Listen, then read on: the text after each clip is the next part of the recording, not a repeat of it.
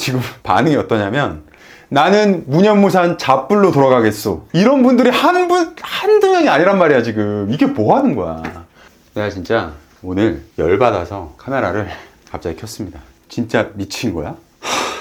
진짜 이러지 맙시다. 대한민국 굴지의 최고의 IT 기업에서 이렇게 굉장히 중요한 정책을 이딴 식으로 하면 안 될 것 같습니다. 진짜 내가 너무 어이가 없어가지고 아마 무슨 얘기 하려는지 제목 보고 들어오신 분들은 다 아시겠죠? 자, 일단 이거부터 볼게요. 오늘 인플루언서 얘기를 좀 할 건데요. 그러니까 인플루언서에 2번 떨어지면 그 다음 3번째 지원할 때는 90일 이후에 지원을 해라 라는 공지입니다.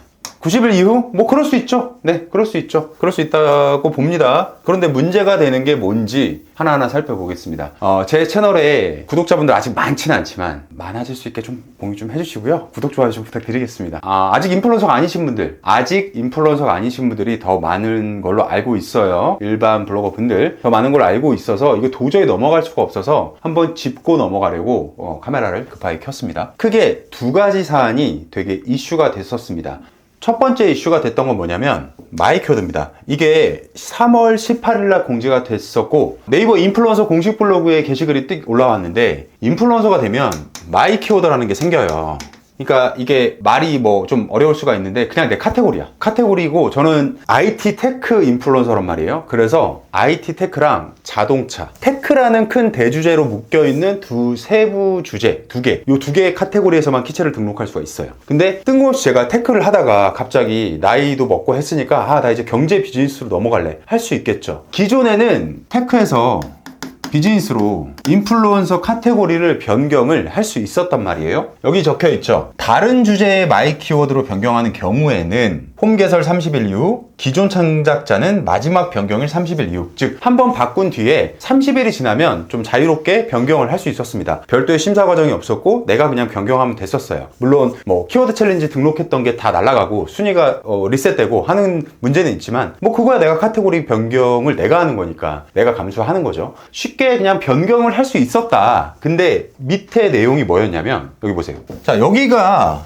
굉장히 큰 이슈가 됐었던 건데 앞으로는 다른 주제의 마이 키워드 변경이 뭐한다? 불가능. 그러니까 나이 먹고 나 이제 부동산에 관심이 좀 생겼어. 나 이제 테크 그만할래. 비즈니스로 옮긴다? 못 옮긴다는 거예요. 이렇게 공지를 했었습니다. 그랬더니 난리가 났습니다. 난리가 나죠. 당연히 난리가 나지. 왜? 지금 저는 테크하고 비즈니스를 예시로 들었지만 잘 생각해 볼게요. 내가 육아인플이야. 그럼 어떨 것 같아요? 애가 지금 뭐 한 5살 이하야. 그래서 육아를 하고 있어.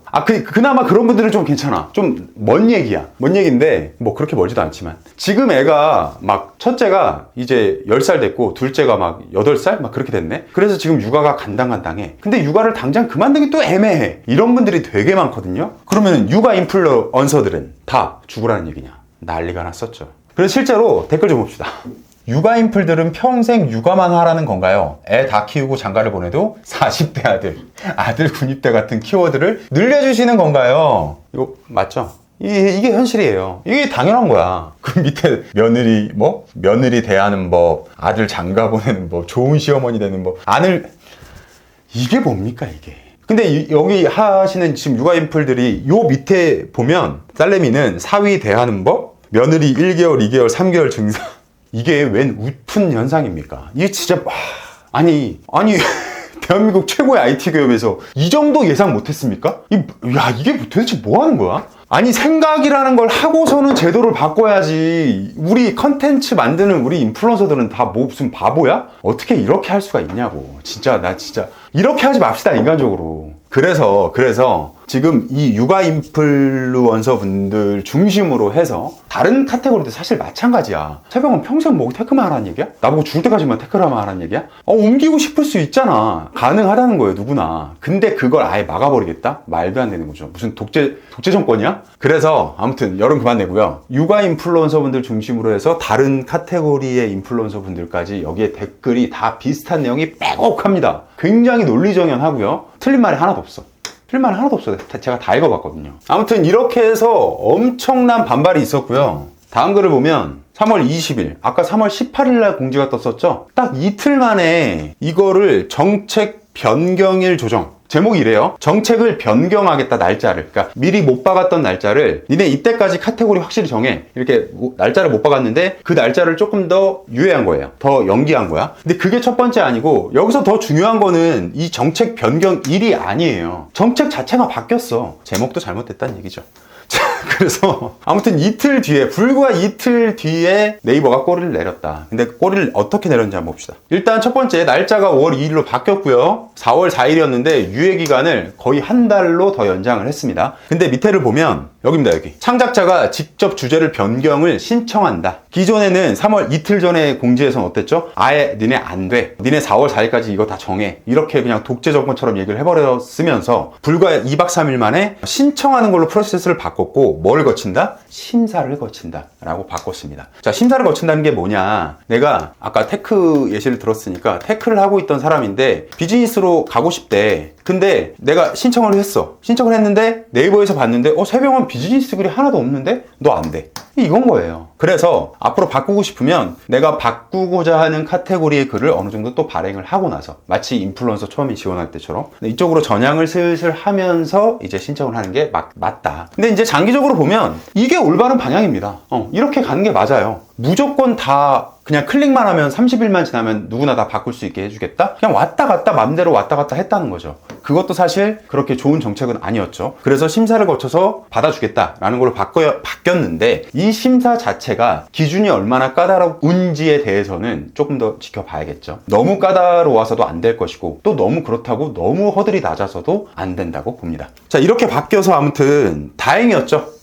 다행이에요. 근데 여기서 발생할 수 있는 이제 Q에 대해서 한번 설명을 해보겠습니다. 제가 많이 받았던 질문 대표적인 걸 좀 보자면, 아까 제가 예시를 들었던 테크에서 비즈니스는 아예 대카테고리가 아예 다른 경우예요. 요거 말고 이런 게 있어. 이제 육아 예시를 들었었는데, 라이프가 세부 카테고리가 제일 많죠. 육아, 생건, 리빙, 이렇게 3개 카테고리로 세부 카테고리가 제일 많은 카테고리예요. 내가 지금 육아야, 이 고민을 정말들 많이 하셨는데, 육아에서 생건이냐 리빙이냐로 갈 것이냐, 아니면 아예 다른 대카테고리 뭐 여행 같은 데로 갈 것이냐, 요걸 가지고 고민을 엄청들 많이 하셨어요. 근데 이 네이버에서 이틀 만에 심사를 통해서 변경할 수 있게 해주겠다라고 해서 정책을 바꾼 이후에도 고민은 계속 이어지고 있습니다. 왜?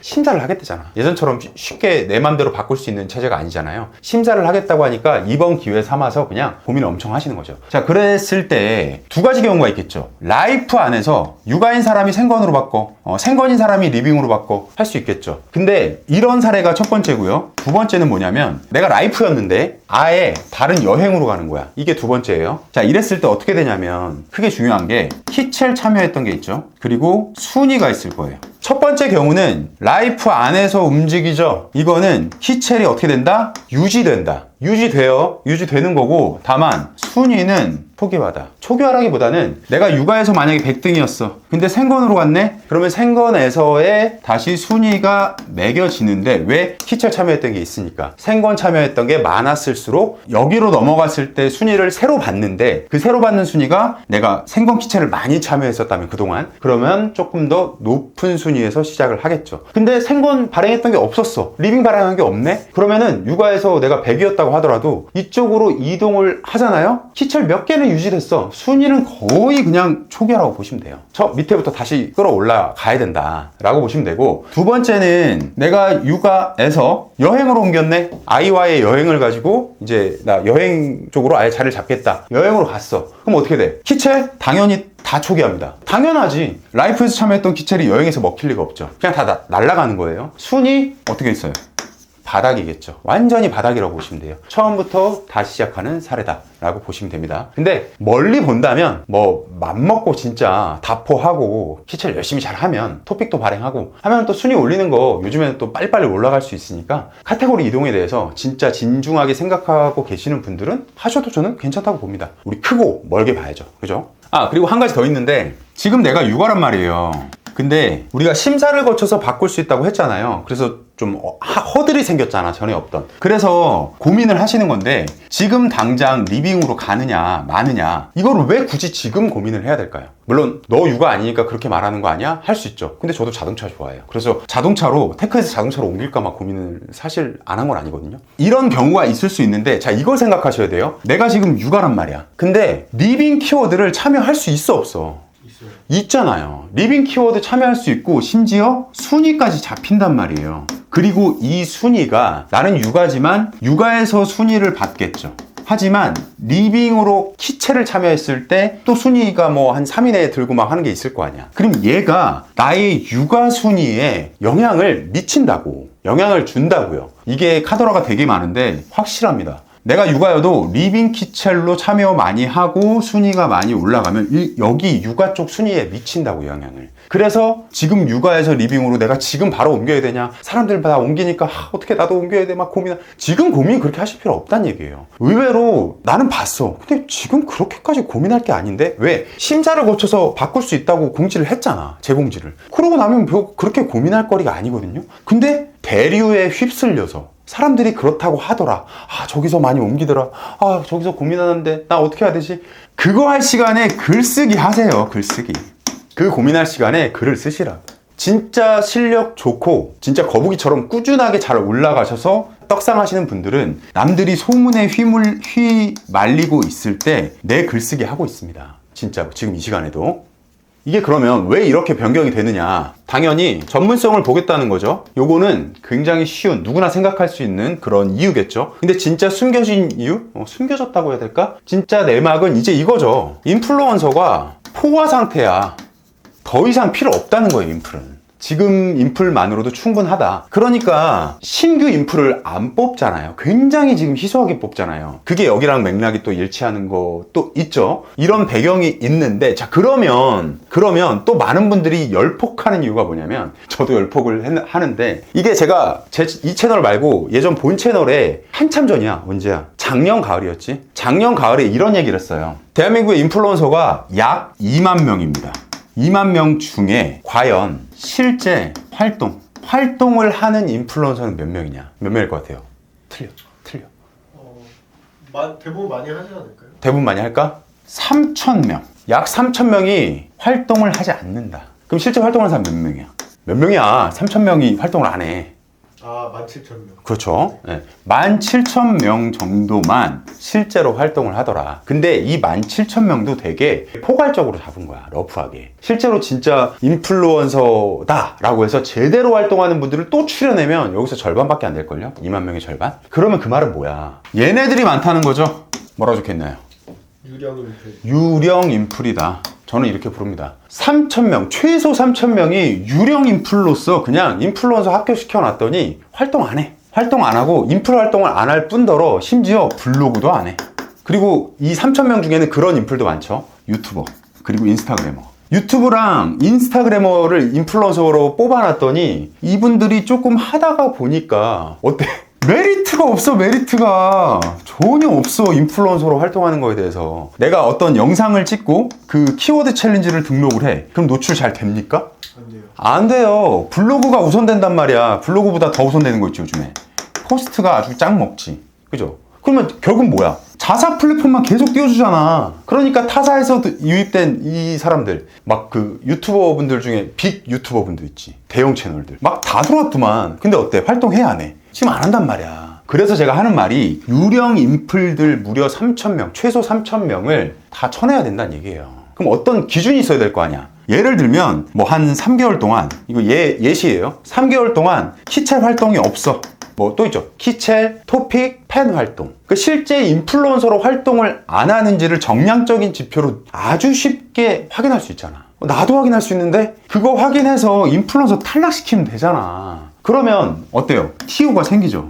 여기에다가 진짜 열심히 하려는 지금 우리 구독자분들 같은 블로거분들을 집어넣으면 될 거 아니야. 그러면 어때? 컨텐츠의 선순환이 일어나겠지. 아니 왜 이렇게 안 하지? 난 도대체 이해를 할 수가 없네. 답한 거죠. 이 얘기를 제가 작년 가을에 했습니다. 가을. 근데 작년 가을에 했는데 생각을 그 가을부터도 1년 전부터 생각했던 거야.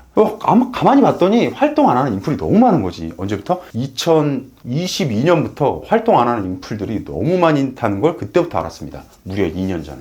근데 아직도 안 바꾸고 있죠. 이거 보시면 아까 제가 그랬죠. 전체가 2만 명인데 약 3천 명이 활동을 안 하더라. 여기 어때요? 17,161명. 이거는 참고로 물어보실 수 있는 분들이 있을 것 같아서 실제로 댓글로 물어보시더라고요. 불톡 플래너. 불톡 플래너라는 사이트에서, 블로그 지수 관리 사이트에서 볼 수 있는 항목이고요. 인플루언서 수가 17,161명이라고 나와 있죠. 여행부터 해서 쭉 20개 카테고리가 다 있어요. 요걸 다 합산한 숫자가 이거다 라는 얘기예요. 근데 실제로 타 사이트에서 보면 뭐 2만 명 막 이렇게 나오거든요. 그거 상당수가 뭐야? 유령 인플 숫자까지 다 포함된 거다. 크게 의미가 없는 내용인 거죠. 뭐 참고로 이제 각 카테고리별 인플루언서 목록까지, 리스트까지 다 구체적으로 볼 수 있긴 합니다. 자, 그리고 또 하나 이슈가 됐던 점이 두 번째가 아까 영상 처음에 우리 봤었던 거 이거 있었죠. 90일 기억나시죠? 요 90일 이거 뭐냐? 근데 아까 제가 얘기했지만 그럴 수 있어. 오케이. 뭐 인플루언서가 지금 많으니까 유령위원 쳐내지 않겠다는데 그럴 수 있겠죠. 네이버가 그렇게 하겠다는데. 근데 문제는 뭐냐? 방식이 굉장히 지저분했습니다. 진짜 나 아직도 넌 이해할 수 있니? 도대체 왜 그렇게 했는지 도대체 이해할 수가 없는 방식으로 이걸 공지를 했습니다. 어떻게 했냐면 90일로 우리가 정하겠다라고 하면 뭘 해야 돼요? 세글을 발행해야죠. 어떤 세글? 공지세글. 공지글을 발행을 해서 이렇게 하겠다라고 뭐 날짜를 못을 받거나 하는 게 일반적이잖아. 상식적이란 말이에요. 그런데 어떻게 했냐면 네이버가 예전 글을 뭘 했다? 수정했습니다. 기존에는 그 2차까지 한 사람이 3차에 재지원하려면 최소 기간이 30일이었어요. 30일이 지나야 할 수 있다 기준이었는데 요거를 90일로 바꾼 거란 말이야. 근데 이거를 새 글로 공지하지 않고 이 30일 공지했던 그 예전 글 있죠. 그거를 그냥 수정했습니다. 수정하고, 그리고 아까 처음 봤던 너 언제부터 지원할 수 있어? 그 날짜가 인플루언서 실제 지원하시는 분들 사이에서 그 내 웹브라우저에 그게 뜨는 거야. 뭐야, 날짜가 왜 이렇지? 하고 나서 이상해서 찾아가서 뒤지고 뒤져서 찾아봤더니 예전 글을 수정했더라. 이게 무슨 납득이 됩니까? 너무 이해할 수 없는 처사를 지금 했어요, 네이버가. 그래서 욕을 바가지로 우리 인플루언서 지원하시는 분들이 하고 있습니다. 이게 문제의 그 게시글입니다. 근데 진짜 황당한 거 뭔지 아세요? 예전 글이라 그랬잖아요. 지금 몇 년도야? 2024년이죠. 근데 이거 게시글 언제 거야? 언제 거죠? 21년이요. 21년 겁니다. 무려 3년의 간극이 있는 거죠. 21년도 6월 8일 날 공지한 게시글에, 자 여기 봐봐, 맨 위에 인플루언서 재지원 기간 변경 안내 해놓고선 2회 이상 지원한 경우 90일 경과 후 재지원할 수 있습니다 라고 요 문단을 기존에 없던 문단을 맨 위에다 집어넣는 거야. 그리고 수정 발행을 한 겁니다. 이거 우리가 알 수 있습니까? 아니 무려 3년 전 글을 갖다가 수정해가지고 이렇게 공지를 해버리니까 지금 다 뿔이 난 거예요.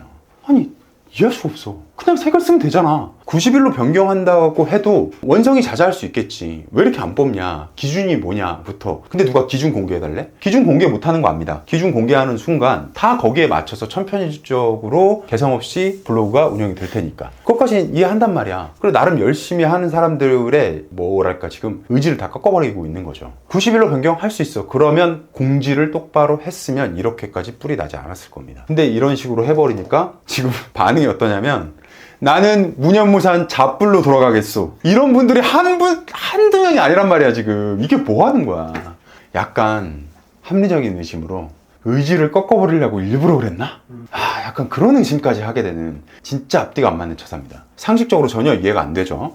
자, 이렇게 지금 최근에 굉장히 큰 이슈가 됐고 아직도 이슈가 되고 있는 인플루언서 제도 관련해서 두 가지 사항을 이슈를 크게 살펴봤습니다. 중간중간 제가 열폭을 한 것도 있었고요. 조금 보기 불편하셨다면 양해 말씀 부탁드리겠습니다. 정말 좀 이해가 안 돼서 좀 여러분들의 그 의견을 조금 대변하고 싶었어요. 사이다 발언도 좀 하고 싶었고, 이제 상황이 이렇게 되고 나니까 인플루언서 도전하세요.